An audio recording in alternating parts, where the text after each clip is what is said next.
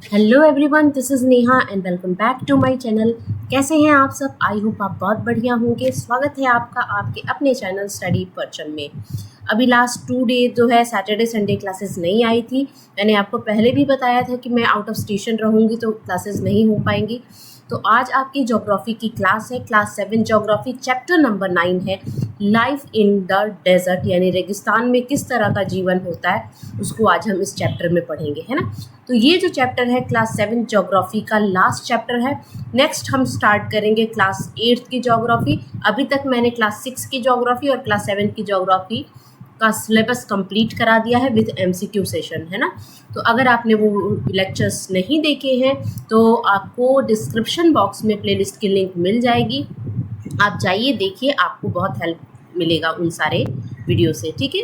तो अगर आप चैनल पे नए हैं तो चैनल को सब्सक्राइब भी कर लीजिए और बेल आइकन भी दबाइए और जितना हो सके शेयर कीजिए अपने फ्रेंड्स के साथ, ताकि ज़्यादा से ज़्यादा लोग ऐसे वीडियो का बेनिफिट उठा सके, क्योंकि मैं पूरे एनसीईआरटी का निचोड़ आपको पढ़ाती हूँ एक अलग तरीके से, ठीक है। तो चलिए फिर क्लास को स्टार्ट करते हैं और आज हम पढ़ेंगे लाइफ इन अ डेजर्ट, यानी रेगिस्तान में जीवन कैसा होता है और कैसे कैसे रेगिस्तान हमें देखने को मिलते हैं। तो स्टार्ट करें क्लास को।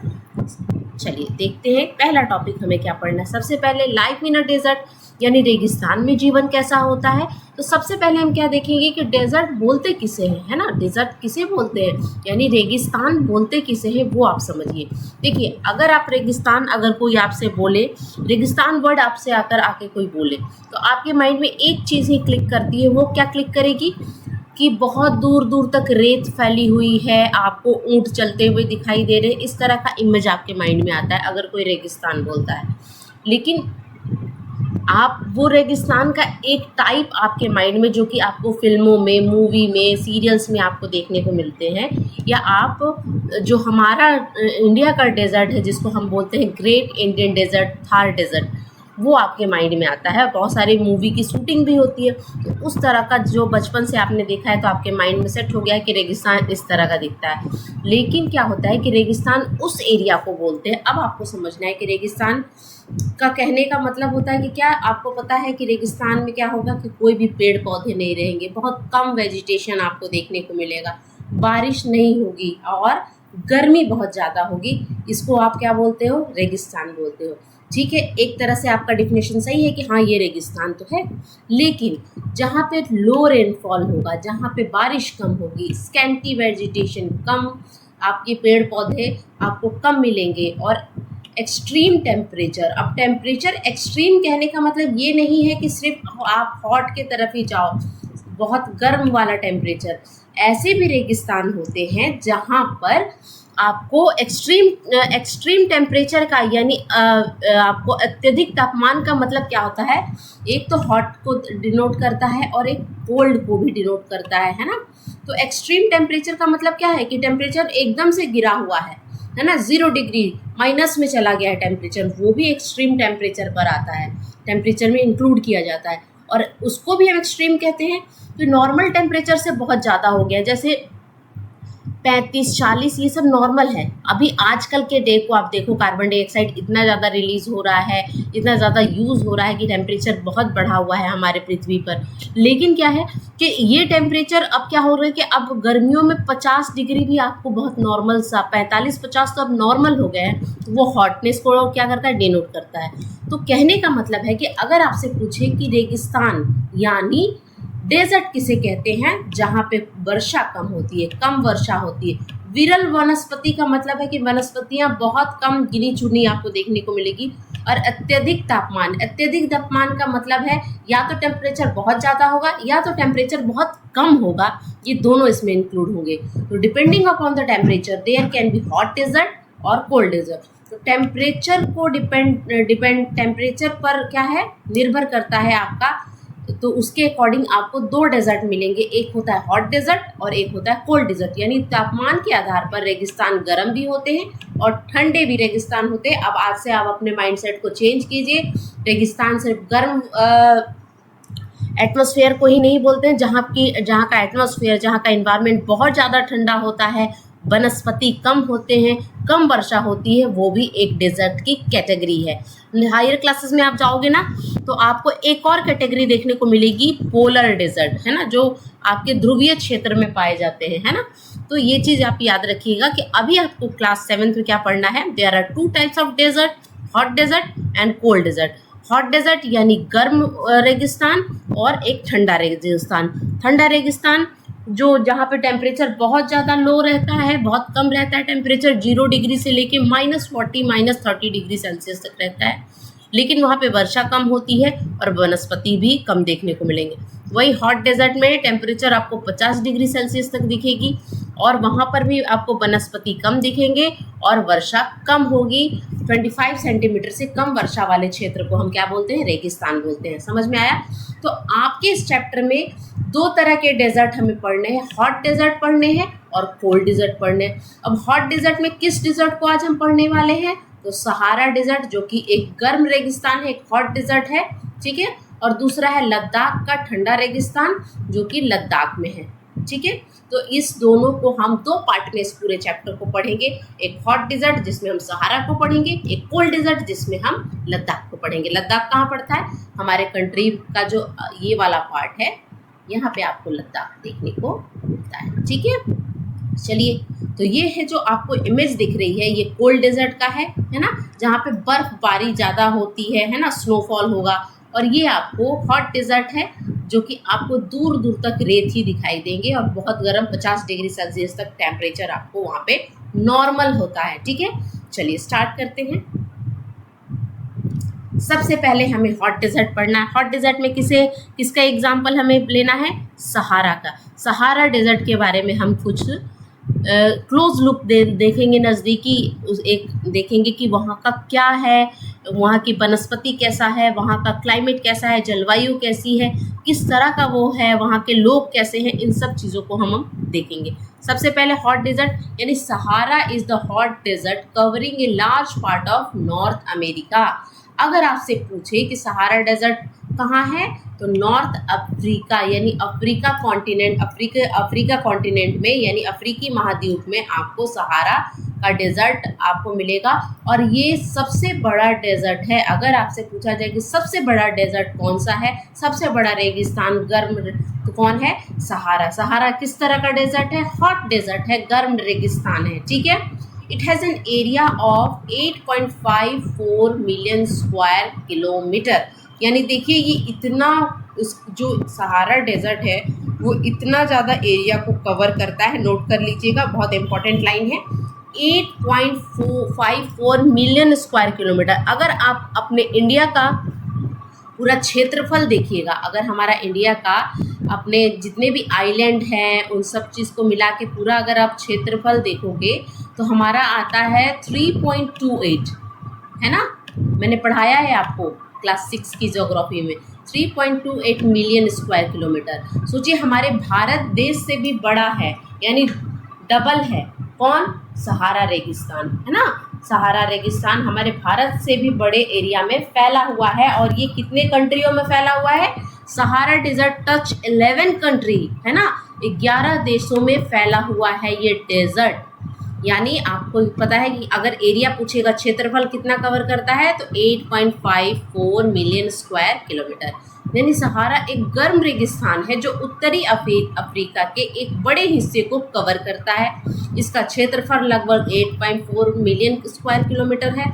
सहारा रेगिस्तान 11 देश में, जैसे अल्जीरिया, कौन कौन से देश है, चाड, मिस्र, लीबिया, माली, मारिटानिया, है ना, कोको, नाइजर, सूडान, ट्यूनीसिया और पश्चिम सहारा को छूता है। अभी मैं मैप में दिखाऊंगी आपको कि कौन कौन सा कंट्री है और किस तरह से ये सहारा डेजर्ट जो कि वर्ल्ड का सबसे बड़ा डेजर्ट है वो फैला हुआ है, ठीक है। अब देखिए ये है आपका, ये जो आपको इमेज दिख रहा है, ये इमेज किसका है, ये आपका अफ्रीकी महाद्वीप का है, अफ्रीका कॉन्टिनेंट जो है उसका है। उसके आधे पार्ट में ये क्या है, आपका सहारा डेजर्ट फैला हुआ है और 11 कंट्री को छूता है, 11 देशों से होकर ये गुजरता है। आप यहाँ पे देख सकते हो अल्जीरिया, लीबिया, इजिप्ट, है ना, सूडान, चांद, नाइजीरिया, माली सब दिख रहा है ना। जितने पूरे कंट्री में ये टुसिनिया, ये सारे कंट्री में क्या है, आपका सहारा डेजर्ट फैला हुआ है। ठीक है, सहारा डेजर्ट कैसा है, हॉट डेजर्ट है, गर्म रेगिस्तान है। ठीक है, अब क्लाइमेट देखेंगे, यहाँ की जलवायु कैसी है। तो यहाँ पे बहुत ही गर्म मौसम, जो यहाँ की जलवायु है ना बहुत ज़्यादा गर्म है, वहाँ का जो इन्वायरमेंट है बहुत ज़्यादा गर्म है। Climate of Sahara is scorching hot and very dry with temperature is high as 50 degree Celsius, है ना। 50 डिग्री सेल्सियस तक वहाँ का जो टेम्परेचर है आप नॉर्मल मान के सकते हो। Night are freezing cold with a temperature near 0 degree Celsius. अरे ये क्या बात हुई कि नाइट जो है, जो रात है वो बहुत ज़्यादा ठंड है और दिन बहुत ज़्यादा गर्म है। सहारा डेजर्ट का एक पॉइंट नोट कीजिएगा ज़रूर कि जो दिन होता है वो दिन बहुत ज़्यादा गर्म है और रात अचानक से ठंडी हो जाती है। इसके पीछे रीज़न क्या है, what is the reason behind it. तो रीज़न मैं आपको बताती हूँ कि अभी नाइट जो है वो freezing cold with temperature 0 degree Celsius, यानी जो रातें बहुत ठंडी होती हैं और तापमान 0 डिग्री के करीब पहुंच जाता है और दिन में तापमान 50 डिग्री। इसके पीछे रीज़न क्या है कि सहारा डेजर्ट में आपको क्या मिलेंगे, चारों तरफ रेत मिलेंगे। तो रेत क्या होता है ना कि सूर्य की किरणों को बहुत जल्दी ट्रैप करता है, बहुत जल्दी रेत गर्म होती है, ट्रैप करता है। तो क्या होती है, बहुत जल्दी गर्म होती है, जिसके कारण वहाँ तापमान वहाँ का बहुत गर्म होता है। लेकिन जो अगर आप मिट्टी वाले जगह पर जाओगे जहाँ पे मिट्टी होती है, सॉइल होता है, तो वो बहुत धीरे धीरे एब्जॉर्ब करती है हीट। लेकिन रेत जो है वो बहुत जल्दी एब्जॉर्ब करती है और कोई चीज़ जितनी जल्दी एब्जॉर्ब करेगी उतनी जल्दी हीट को रिलीज़ भी करेगी। अब रात दिन के समय तापमान बहुत ज़्यादा रहता है, कारण क्या है कि सूर्य की किरणें डायरेक्ट पड़ रही हैं। और आपको एक चीज़ और मैं बता दूँ, ये सहारा डेजर्ट कहाँ पड़ता है, आपके इक्वेटर के आसपास पड़ता है। इक्वेटर यानी विषुवत रेखा के, क्योंकि अफ्रीका एक ऐसा कॉन्टिनेंट है जिससे कर्क रेखा भी गुजरती है, विषुवत रेखा भी गुजरती है और मकर रेखा भी गुजरती है। अफ्रीका एक ऐसा इकलौता कॉन्टिनेंट है, महाद्वीप है, याद रखिएगा, मैंने क्लास 6 में पढ़ाया है आपको।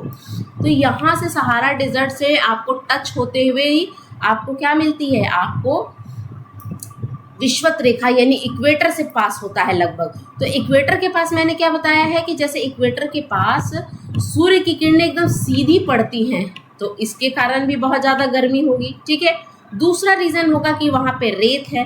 रेत के कारण क्या होता है कि बहुत जल्दी गर्म होता है और तापमान गर्म हो जाता है। उसके बाद उतनी ही जल्दी रेत क्या है, अब रेत के कण दूर दूर है ना, उसके जो मॉलिक्यूल्स हैं वो दूर दूर हैं, तो उतनी ही जल्दी वो क्या करेगा, हीट को जैसे ही शाम होगी, जैसे ही मून आ जाएगा, जैसे ही चंद्रमा आ जाएगा, तो उतने जल्दी वो हीट को रिलीज़ भी कर देगी और नाइट क्या हो जाती है, वहाँ की रातें क्या हो जाती है, ठंडी हो जाती हैं।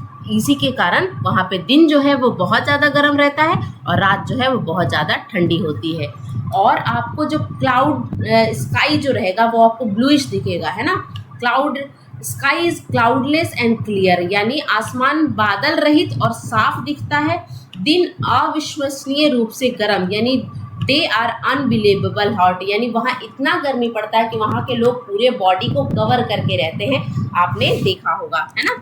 अब मैं इमेज में भी आपको, जब मैं सहारा के लोगों के बारे में पढ़ाऊंगी तो वहाँ पे आपको दिखाऊंगी कि कैसे लोग अपने पूरे बॉडी को, क्योंकि देखिए सनबर्न होता है और धूप की डायरेक्ट किरणें पड़ रही, इतनी गर्मी है, तो अगर वो बॉडी को नहीं अपने कवर करके रखेंगे तो फिर वहाँ जीना मुश्किल हो जाएगा, है ना। तो इस तरह की कंडीशन आपको हॉट डेजर्ट में देखने को मिलते हैं। ठीक है, नेक्स्ट देखेंगे वेजिटेशन कैसा है।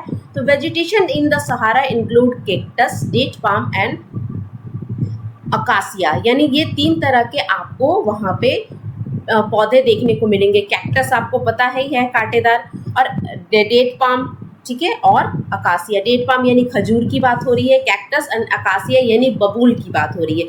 ये 3 तरह के आपको पेड़ पौधे वहाँ पे देखने को मिलते हैं सहारा डेजर्ट में, है ना।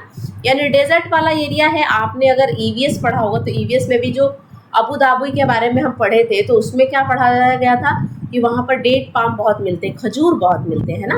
अगर हम एनिमल की बात करें, है ना, वेजिटेशन में, तो एनिमल में क्या होगा, आपको कैमल बहुत ज़्यादा देखने को मिलेंगे। क्या होता है कैमल, क्या होता है ना कि कम पानी में भी अपना वो क्या करता है, कम पानी में भी अपना गुजारा कर लेता है। कहने का मतलब ये है कि अगर आप कोई दूसरे जानवर को आप यूज़ करोगे, कैमल कार्ट आपको वहाँ पे बहुत मिलेंगे।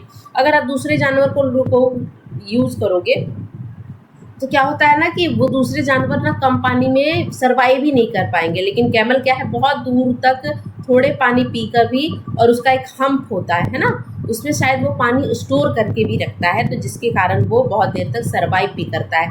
तो camel, hyena, jackal, fox, scorpion, बिच्छू, स्नेक, लेजर्ड, यानी जितने रेप्टाइल्स आपको बहुत मिलेंगे रेगिस्तानी क्षेत्र में। And main animal species are found, यानी वनस्पति की बात करें तो सहारा रेगिस्तान में कैक्टस, खजूर और बबूल जैसे पेड़ मिलते हैं। ऊंट, लकड़बग्घा, हाइना को हम बोलते हैं, जैकल यानी सियार, लोमड़ी, बिच्छू, सांप और छिपकली यहाँ पाए जाने वाले मुख्य पशु प्रजाति हैं। समझ में आ गया वेजिटेशन कैसा है। अब वेजिटेशन कैसे होगा, देखो बारिश तो हो नहीं रही है, लो रेनफॉल है ना, आपको कम वर्षा हो रही है, टेम्परेचर बहुत ज़्यादा है, तो यहाँ पर आपको कांटेदार पौधे ही मिलेंगे, है ना, क्योंकि कांटेदार पौधे क्या करते हैं, जो कुछ भी थोड़ा बहुत पानी होता है उसको स्टोर करते हैं, उसको क्या करते हैं, रिलीज नहीं होने देते हैं, जैसे आपने कैक्टस को देखा होगा, है ना। तो इस तरह के आपको वहाँ पे वेजिटेशन देखने को मिलते हैं, ठीक है। नेक्स्ट देखेंगे ओएसिस। अब वहाँ पे एक और चीज़ है, एक ओएसिस नाम का जगह है, वहाँ पे आपको कहीं कहीं देखने को मिलता है। ओएसिस क्या होता है, जिसको नखलिस्तान कहते हैं। Oasis in the Sahara and the Nile valley in the Egypt supported the settled people and oasis is a fertile section of the desert where the water table is near the surface. Date palm are found near oasis. यानी कहने का मतलब है कि ये देखिए थोड़ा कुछ दूर पे आपको इस तरह के पानी के यहाँ पे स्टोरेज टाइप के दिखेंगे, है ना, छोटा सा तालाब टाइप का दिखेगा, जिसको हम ओएसिस कहते हैं, है ना। वहाँ पे आपको कहाँ मिलेगा, सहारा डेजर्ट में, जो कि वहाँ के लोग, और ओएसिस के आसपास ही लोग क्या करते हैं, बसते हैं, अपना घर बसाते हैं, ताकि जो कुछ थोड़ा बहुत पानी की ज़रूरत है वो उससे अपना फुलफिल कर सके। और आपको चारों तरफ ये ओएसिस है ना, रेगिस्तान के बीच में अगर कहीं आपको पानी दिख जाता है तो इसका मतलब है कि वो क्या है, ओएसिस है, उसको नखलिस्तान कहते हैं, है ना। और आपको देखने को मिलेगा, और यहाँ पर आपको कौन से पेड़ पौधे ज़्यादा देखने को मिलेंगे, डेट पाम यानी खजूर के पेड़ यहाँ पे आपको देखने को मिलेंगे, ठीक है। तो मिस्र में सहारा और नील घाटी में आपको नखलिस्तान बसे हुए दिखे लोगों को भरण पोषण करते हैं। ये क्या होते हैं, बहुत फर्टाइल होते हैं, है ना। वहाँ के रेत के हिसाब से यहाँ पे आप पानी है तो यहाँ पे आपको क्या फर्टिलिटी दिखेगी, है ना। तो उपजाऊ हिस्सा होता है जहाँ पानी का स्तर सतल के पास मिलता है, उसको हम ओएसिस बोलते हैं, ठीक है, समझ में आया। तो आपको कहीं कहीं आपको सहारा में इस तरह का पानी का स्टोरेज दिखेगा, है ना, तालाब टाइप का दिखेगा, जिसको हम ओएसिस कहते हैं, जो कि उपजाऊ होता है। लोग यहाँ पे, लोगों का ये क्या करता है, अब वहाँ के लोगों के पास तो पानी की कमी है, तो लेकिन देखिए वहाँ पानी की कमी है, लेकिन आपको वहाँ पे petroleum product, crude oil product आपको बहुत ज़्यादा मिलेंगे, है ना। तो इसीलिए यहाँ पर इस तरफ पानी आपको महंगे मिलेंगे, पेट्रोल आपको सस्ते मिलेंगे, उल्टा होता है हमारे देश से, ठीक है। तो ये इस चीज़ को आप ध्यान में रखिएगा, ओएसिस क्या होता है। अब पीपल ऑफ सहारा के लोगों को अगर हम बात करें तो despite its harsh climate, Sahara is inhabited by the various group of people, the main group are, यानी आपको कहने का मतलब है कि अपनी कठोर जलवायु के बावजूद सहारा में विभिन्न समूहों के लोग रहते हैं। मुख्य रूप से कौन सी ट्राइब रहती है, तो बेडोरियन और तुआरेंग, है ना, ये दो जो प्रजाति है वो यहाँ रहती है, जिसका नाम है बेडोयन और तुआरेंग। याद रखिएगा, तुआरेग और बेडोइंग, है ना, बेडोइंग, इस तरह आप याद रखिएगा, बेडोइंग और तुआरेंग, इस तरह से याद करिएगा तोड़ के, तो आपको याद हो जाएगा, ठीक है। तो ये दो ट्राइब रहती है, आपको दिख रहे होंगे सहारा के लोग किस तरह से अपने फेस को कवर करके रखते हैं, और ताकि क्या है, ज़्यादा से ज़्यादा पोर्शन जो है वो धूप से बचा रहे और उस जो तपती गर्मी होती है उससे बचा रहे। तो यहाँ लोग रहते हैं, ठीक है, सहारा के लोग। अब यहाँ पर दीज ग्रुप आर नोमिड्स। अब ये जो दो ग्रुप के बारे में मैंने बात करी, जिसका नाम है बेडोरिन और तुआरेग, ये क्या होते हैं, नोमिड्स होते हैं। नोमिड्स का मतलब क्या होता है, बंजारे यानी खानाबदोश, एक जगह से दूसरी जगह इनका, जो एक जगह इनका अस्थाई कोई घर नहीं रहता है, एक जगह से दूसरी जगह ये घूमते रहते हैं, ठीक है ना। दीज ग्रुप आर नोमिड ट्राइब्स यानी नोमिड यानी खानाबदोश जनजाति होते हैं। और क्या क्या पालते हैं, तो ये देखिए गोट पालते हैं, शिप पालते हैं, कैमल और हॉर्स, ये सब चारों पांचों जानवर वो पाला करते हैं। वे बकरियां, भेड़, ऊँट और घोड़े पालते हैं। They get milk and hides from this animal, वे इन जानवरों से दूध और खाल प्राप्त करते हैं। ठीक है ना। दूध कहाँ से मिलता है, ये जो वो जैसे बकरियों से, शिप से, वो क्या करते हैं, दूध और उनकी खालों का बहुत सारे कामों में यूज करते हैं। These nomad tribes wear heavy robe to protect themselves from dust, storm and hot wind. ये खानाबदोश जनजाति धूल भरी आंधी और गर्म हवा से खुद को बचाने के लिए भारी वस्त्र पहनते हैं। अभी मैंने आपको इमेज में दिखाया, फिर से आप एक बार देख लो इमेज में कि किस तरह से अपने बॉडी को ये कवर करके रखते हैं ताकि ज़्यादा से ज़्यादा ये धूप से बच सके। और ये दो प्रजातियां हैं, इसका नाम ज़रूर आप याद रख लीजिएगा क्योंकि एग्ज़ाम में पूछ देगा, हो सकता है कुछ और नाम रख दे और आपको नाम चेंज करके इस पूछ दे कि ये दो प्रजाति रहते हैं और आप क्या हो जाओ, कंफ्यूज हो जाओ, है ना। तो स्टेटमेंट बना के क्वेश्चन सीटेट दे सकता है। ठीक है, ये समझ में आया कि खानाबदोश होते हैं, नोमैड्स ट्राइब होते हैं, एक जगह से दूसरी जगह मूव करते हैं। तो और क्या क्या पालते हैं, भेड़, बकरियां, ऊँट, घोड़ा, ये सब पालते हैं वो। ठीक है। उसके बाद Sahara desert is undergo fast change due to discovery of oil in Algeria, Libya and Egypt. अब क्या है ना कि अब क्या हो गया है, आजकल आप देखोगे कि सहारा डेजर्ट जो हो गया है, जैसे जैसे टाइम बीत रहा है, डिस्कवरी बहुत सारे क्या हो रही है, ऑयल फील्ड की हो रही है। जैसे अल्जीरिया जो देश है, लीबिया, इजिप्ट, ये जो सहारा डेजर्ट के आसपास ये जो कुछ देश है, यहाँ पे ऑयल की डिस्कवरी हुई है। ऑयल कौन सी ऑयल, ये नारियल तेल की नहीं जो हमारे घर में यूज़ होती है या सरसों तेल की नहीं। ऑयल डिस्कवरी का मतलब है कि यहाँ पे बहुत सारे तेल की खदानें हैं। आपको यहाँ पर आपको जैसे क्रूड ऑयल हो गया, पेट्रोलियम हो गया, डीजल हो गया, जो बहुत महंगे हमारे देश में मिलते हैं, वो उसका यहाँ पे खजाना है, जिसके कारण से इनकी लाइफ जो है वो चेंज हो रही है। अब क्या हो रहा है कि वो उसको सेल करके इनकी लाइफ जो है वो चेंज हो रही है, इनके रहन सहन चेंज हो रहे हैं। और बहुत सारे मिनरल्स, बहुत सारे खनिज भी वहाँ मिलते हैं, जैसे आप आयरन हो गया, फॉस्फोरस हो गया, मैग्नीज हो गया और यूरेनियम। यूरेनियम बहुत इंपॉर्टेंट होता है। तो ये सब जो है वहाँ पे मिल रहा है। ठीक है। अल्जीरिया, लीबिया और मिस्र। अब पूछा जा सकता है कौन कौन से देश में ऑयल के खदान मिले हैं। तेल की खोज के कारण सहारा रेगिस्तान में तेजी से बदलाव हो रहा है। यहाँ पाए जाने वाले अन्य खनिज जैसे लोहा, फास्फोरस, मैग्नीज और यूरेनियम भी शामिल है। याद रख लीजिएगा कौन कौन से खनिज मिलते हैं। ठीक है। नेक्स्ट, अब क्या है ना कि पहले क्या होता था कि ऊँट वगैरह चलता था रेगिस्तान में, लेकिन क्या हो गया कि ऑयल फील्ड की डिस्कवरी हो गई, तो क्या हो गया कि रोड बन गए हैं। रोड बनने के कारण क्या हो गया कि अब ट्रक भी वहाँ चलने लगी है। तो truck are now use in the salt trade. Salt trade की बात अगर हम करें तो सहारा जो हो गया, ये मान लीजिए आपका अफ्रीका हो गया, अफ्रीका कॉन्टिनेंट इस तरह का कुछ दिखता है। ठीक है। तो ये इतने दूर में तो आपका सहारा है। ठीक है। लेकिन यहाँ पे आपको कोस्टल एरिया भी मिलेंगी, है ना। तो कोस्टल एरिया में क्या होता है, सॉल्ट का ट्रेड होता है ना, यानी क्या होगा, नमक का व्यापार किया जाता है। तो जिसके लिए क्या है ना कि सहारा डेजर्ट के आसपास यहाँ पे नमक का भी व्यापार किया जाता है। तो वहाँ पे अब ट्रक का यूज़ होने लगा है। पहले क्या यूज़ होता था, पहले कैमल का यूज़ होता था। ठीक है। तो आपको यहाँ पे वही चीज़ लिखा हुआ है कि नमक के व्यापार में अब ट्रक का इस्तेमाल किया जाता है।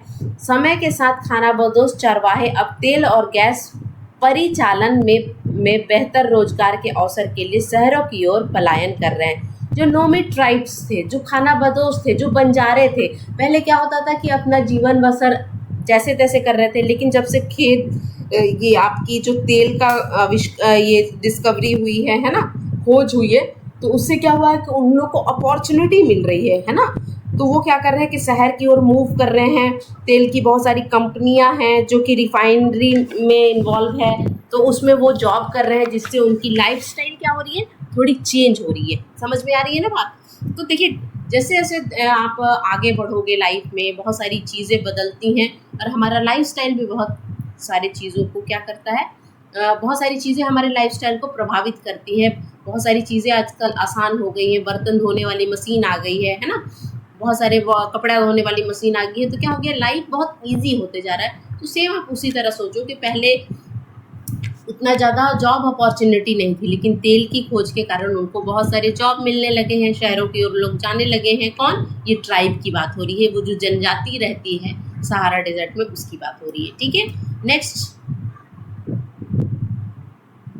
नेक्स्ट हम देखेंगे कोल्ड डेजर्ट के बारे में। लद्दाख ठंडा रेगिस्तान। अब कोल्ड डेजर्ट में एग्जाम्पल क्या दिया है एनसीईआरटी, जो हमारा अपना देश है, देश का एक पार्ट है जिसको, जो कि अभी यूनियन टेरिटरी में आता है, केंद्र शासित प्रदेश है लद्दाख, है ना। तो लद्दाख क्या है? केंद्र शासित प्रदेश है, जो कि अभी फिलहाल ही बना है, आप सभी को पता है। लद्दाख कहाँ है? तो आपको सबसे पहले आपको लोकेशन देखना होगा मैप में कि लद्दाख कहाँ है। तो Karakoram range in the north, यानी लद्दाख के नॉर्थ में, उत्तर में आपको क्या मिलेगा? Karakoram range and Zanskar mountain range in south enclose it. Several river flow through Ladakh. Several glacier are found here. For example, Gangotri glacier. Gangotri glacier भी आपको मिलेगी वहीं से, है ना।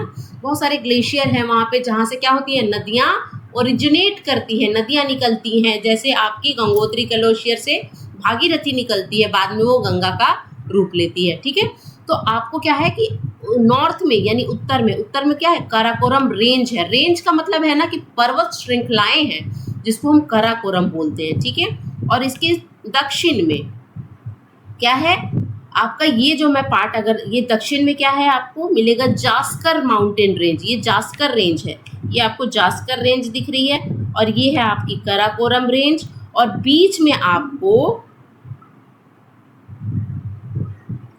ये जो मैं आपको ये देख रही हूँ, हाईलाइट कर रही हूँ, ये बीच में आपको ये जो रेंज है, यहाँ पे लद्दाख रेंज है। ये 3 पैरेलल रेंजेस है, याद रखिएगा, 3 पैरेलल रेंजेस है। सबसे ऊपर काराकोरम, बीच में आपकी लद्दाख, और सबसे नीचे जास्कर रेंज है। तो ये जो 2 रेड से मैंने बनाया है, ये सबसे ऊपर है काराकोरम, उसके बाद आती है लद्दाख रेंज, और उसके बाद आती है जास्कर रेंज। तो लद्दाख आपका जो, ये आप जिस यूनियन टेरिटरी की बात कर रहे हैं, जो इस एरिया की बात कर रहे हैं, ये आपको ग्रीन पार्ट से जो दिख रहा है, यहाँ पे आपको लद्दाख देखने को मिलेगा। लद्दाख रेंज के पास पड़ता है, 3 पैरेलल रेंजेस है, याद रखिएगा। नॉर्थ में आपकी काराकोरम है लद्दाख के साउथ में जास्कर है। ठीक है, तो ये आपको दिख रहा होगा मैप में। तो मैप में आप ध्यान में रखिएगा कि उस उत्तर में कौन है? काराकोरम, और दक्षिण में क्या है? जास्कर। और बहुत सारी नदियाँ भी बहती हैं, और बहुत सारे ग्लेशियर भी हैं, जैसे गंगोत्री ग्लेशियर एक इम्पॉर्टेंट ग्लेशियर है, जहाँ से गंगा नदी के बारे में हम समझते हैं, तो वहाँ से निकलती है। तो क्या है कि ये हमारे भारत का पार्ट है, और कोल्ड डेजर्ट में हमने इसी का एग्जाम्पल एनसीईआरटी में दिया हुआ है। ठीक है, नेक्स्ट हम देखेंगे यहाँ का क्लाइमेट, वहाँ की जलवायु। तो हमने क्या पढ़ा था स्टार्टिंग में, जो फर्स्ट स्लाइड में पढ़ा था कि 2 तरह के डेजर्ट होते हैं, cold desert and hot desert. Hot desert में हमने सहारा के बारे में पढ़ा, और कोल्ड डेजर्ट में हम लद्दाख के बारे में पढ़ेंगे। तो कोल्ड डेजर्ट है, इसका मतलब है कि बहुत ज़्यादा वहाँ ठंड पड़ेगी, माइनस में भी टेम्परेचर जाता है, तो वही चीज़ यहाँ पे लिखा है। तो climate of Ladakh is extremely cold and dry. The day temperature in summer are just above 0 degree. अब देखिए समर की बात हो रही है, डे टेम्परेचर समर में आपका 0 डिग्री सेल्सियस रहता है। तो डे टेम्परेचर ऑफ समर, गर्मियों में, है ना, गर्मियों में टेम्परेचर कितना रह रहा है?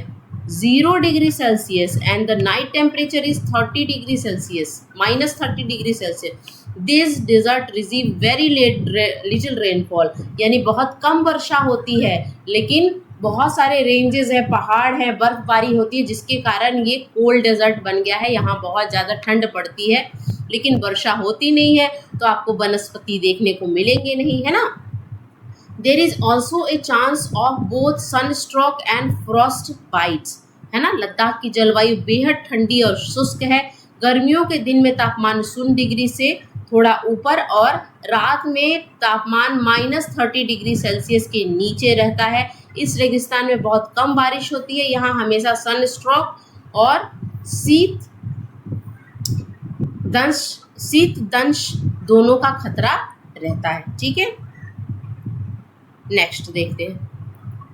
अब वनस्पति की बात करें वेजिटेशन में, तो लद्दाख में भी आपको पुअर वेजिटेशन देखने को मिलेगा, क्योंकि क्या है, ये डेजर्ट एरिया है, रेगिस्तानी एरिया है। There are scanty patches of grasses, grove of willow and poplar is seen in valley. यानी यहाँ पे क्या है कि लद्दाख में वनस्पति बहुत कम है, घास भी बहुत घास के बहुत कम टुकड़े और घाटियों में विलो और चिनार के पेड़ मिलते हैं, है ना। याद रखिएगा, विलो एक पेड़ है ना, और चिनार जिसको पॉपुलर कहते हैं, ये दो पेड़ आपको घाटियों में दिखेंगे, है ना।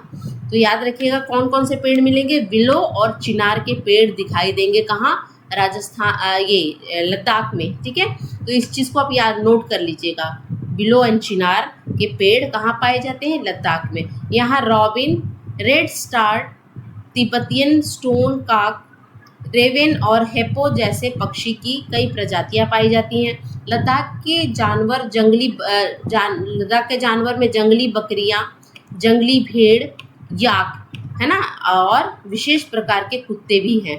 अब देखिए क्या है कि वहाँ के लोगों का जो लाइवलीहुड की अगर हम बात करें, तो वहाँ के लोगों की ये जो भेड़ बकरियां हैं जिसको वो पालते हैं, इससे खाना भी इसी से इनका होता है और दूध भी इन्हीं से लेते हैं ये। और दूसरी बात की जो याक है, याक के बॉडी पे जो फर होती है, जो बाल होती है, भेड़ के, बकरियों के, जैसे पश्मीना गोट की हम बात करते हैं। पश्मीना गोट एक फेमस गोट है जिससे क्या बनता है, पश्मीना नाम का एक शॉल बनता है, वो बहुत ज़्यादा गर्म होता है। ये सब जानवर इन्हीं के पास रहता है।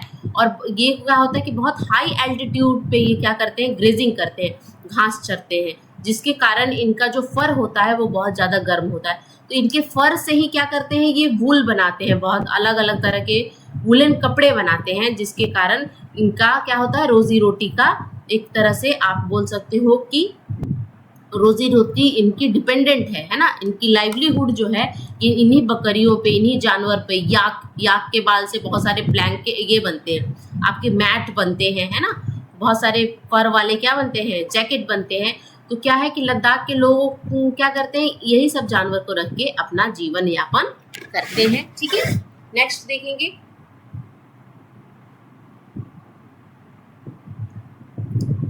People of Ladakh. लद्दाख के लोगों के बारे में अगर बात करें तो वहाँ पे आपको मोस्टली मुस्लिम प्रजाति मिलेगी, मुस्लिम लोग मिलेंगे और बुद्धिस्ट लोग मिलेंगे। ये दो लोग वहाँ पे ज़्यादा, मतलब मोस्टली अगर मेजोरिटी में देखा जाए तो वो लोग यहाँ पे रहते हैं। अब यहाँ पे इस रेगिस्तान में रहने वाले लोग या तो मुस्लिम है या तो बौद्ध धर्म से बिलोंग करते हैं। यहाँ के प्रसिद्ध बौद्ध मठ की अगर हम बात करें तो हेमिस है, थिक्से है, से है और लमायूरू है, ठीक है ना। अगर बौद्ध मठ के बारे में पूछा जाए कि लद्दाख में कौन कौन से बौद्ध मठ है, तो याद रखिएगा कौन सा है, हेमिस मठ है, थिक्से है, से है या लमायूरू है, ठीक है। तो ये बौद्ध मठ आपको मिलेंगे। बौद्ध मठ क्यों है, क्योंकि वहाँ पे बौद्ध प्रजाति आप नहीं बोल सकते, बौद्ध धर्म के लोग रहते हैं और मुस्लिम धर्म के लोग वहाँ पे आपको ज़्यादा देखने को मिलेंगे, है ना।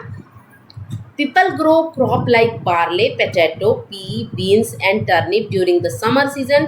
During winter month they are engaged in festive and ceremony. देखिए समर सीजन में ही ये जो कुछ भी होता है उसको समर सीजन में ही उगा पाते हैं, और जैसे ही विंटर आता है तो ठंड बहुत ज़्यादा पड़ने लगती है, तो कुछ भी नहीं वहाँ पे हो सकता है, जिसके कारण वो फेस्टिवल में और बहुत सारी सेरेमनी होती है उसमें क्या होते हैं, वो व्यस्त हो जाते हैं, इंगेज्ड हो जाते हैं। यानी यहाँ के लोग गर्मियों के मौसम में जौ, आलू, मटर, बीन्स और सलजम, और एक हम ऑरेंज पंपकिन की बात करते हैं, ये सब वहाँ पर होता है, ठीक है। लेकिन सर्दियों के महीने में ये सब चीज़ें तो उगा नहीं पाते हैं क्योंकि बहुत ज़्यादा बर्फबारी हो जाती है, जिसके कारण वो क्या करते हैं, फेस्टिवल का मौसम फेस्टिवल सेलिब्रेट करते, उत्सव मनाते हैं, समारोह में व्यस्त हो जाते हैं। समझ में आया। तो ये यहाँ वहाँ के लोगों के बारे में कुछ बातें बताई गई हैं। अब आप यहाँ पे देख सकते हो लेह एंड लद्दाख के लोगों के बारे में इस तरह के दिखते हैं। ये बौद्धिस्ट कम्युनिटी है और यहाँ पे वो भेड़ बकरियों का पालन पोषण करते हैं, जिससे उनकी रोजी रोटी चलती है, ठीक है। बहुत हाई एल्टीट्यूड पर है ये आपका लेह एंड लद्दाख, ठीक है। Women of Ladakh are hard working. अब वुमेन जो होती हैं, वहाँ की औरतें जो होती हैं, वो बहुत मेहनती होती हैं, हार्ड वर्किंग होती हैं। They can manage indoor and outdoor activity skilfully. यानी लद्दाख की महिलाएं बहुत मेहनती होती हैं और वे अंदर और बाहर, है ना, अंदर और बाहर की गतिविधियों को कुशल पूर्वक प्रबंधित करती है, यानी बहुत अच्छे से क्या करती हैं, मैनेज करती हैं, ठीक है। यानी सिंपली यहाँ पे कहने का मतलब है कि वहाँ की औरतें मोस्ट ऑफ द टाइम काम करती हैं और बहुत सारे काम को मैनेज करती हैं, बहुत सारे काम को करती हैं, चाहे वो घर का काम हो चाहे बाहर का काम हो, है ना। अब हम कहेंगे कि लद्दाख का कैपिटल क्या है, तो लेह एक जगह है, लेह शहर है जो कि लद्दाख का कैपिटल है, लद्दाख की राजधानी है। लद्दाख की राजधानी कौन है, लेह, ठीक है। Ladakh is famous tourist place. अब बहुत सारे लोगों को आप देखोगे कि बाइकर्स को मोस्टली आप देखोगे कि बुलेट वगैरह लेके, बुलेट रॉयल एनफील्ड जो होती है उसको लेकर वो कहाँ जाते हैं, लेह एंड लद्दाख पर जाते हैं, बहुत ऊंचे अल्टीट्यूड पे जाते हैं, उनका एक ग्रुप चलता है ना।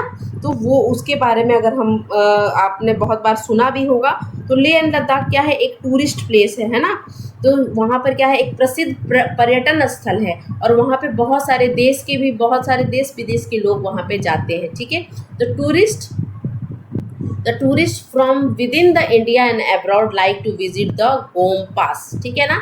देश विदेश के पर्यटन गोमपाओ में जाना पसंद करते हैं, ये आपको वहाँ इस चैप्टर में बताया गया है। तो जो भी एनसीईआरटी में बताया है ये सारी चीज़ मैं यहाँ पे मैंने मेंशन कर दिया है, ठीक है। जब इसका एमसीक्यू का सेशन आएगा ना, तो जो भी प्रजाति के नाम मैंने बताए, टूरिस्ट प्लेस कौन सा है, बौद्धिस्ट मठ कौन कौन से है, वो सारे क्वेश्चन आ जाएंगे, आपका एक क्विक रिवीजन हो जाएगा, ठीक है। Next, Ladakh is being modernised fast, यानी अब क्या हो रहा है, बहुत ज़्यादा आधुनिकरण हो रहा है ना। और but people are very conscious here, they know the way to live in a balance and harmony with nature. अब देखिए वहाँ पे मुस्लिम कम्युनिटी भी रहती है, वहाँ पे बौद्धिस्ट कम्युनिटी भी रहती है, तो लोग बहुत ही प्रेम से, बहुत ही बैलेंस वे में वहाँ पे रहते हैं, हारमोनी से, है ना। लेकिन यहाँ के लोग बहुत जागरूक हैं, वे प्रकृति के साथ संतुलन और सामंजस्य में रहने के तरीके जानते हैं, यानी किस तरह से आपको नेचर में रहना है ना, किस तरह से आपसी भाईचारा बना के रहना है, आपसी सहमति से कैसे रहना है, बहुत प्रेम से, बहुत अच्छे से किसी भी फंक्शन को सेलिब्रेट करते हैं यहाँ के लोग।